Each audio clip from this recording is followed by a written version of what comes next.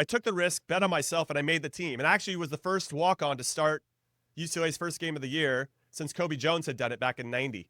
It was crazy, but from that point on, I was kind of in and out. I was never one of Ziggy's guys. He didn't promise my parents that he was going to get me into the pros or whatever he told all the other parents that he recruited.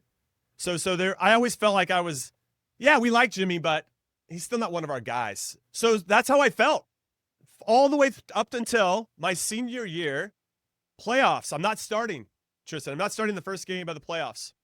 And the guy in front of me, Kevin Coy, who I adore, amazing guy, he tears his knee 5 minutes into the first playoff game. And for the first time, I knew at that moment, Ziggy didn't have anybody else. So I could finally relax and play, Tristan. I could just relax and play and enjoy myself because I knew there was nobody on the bench. Like, I didn't have to play under this type of pressure. Like, one mistake was going to give him the reason to take me out. And then we give up one goal and we win the national championship. Now, Matt Reese was in goal. The guy stood on his head. I also had Steve Shack behind me.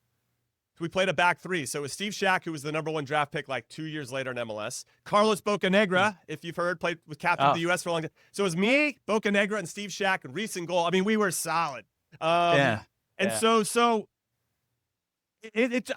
using that as an example because, yes, there are moments where I'm definitely motivated when people tell me I'm not good enough.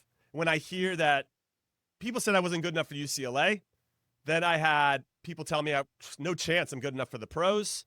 And then, are you the national team? Are you Jimmy Cotton, the national team?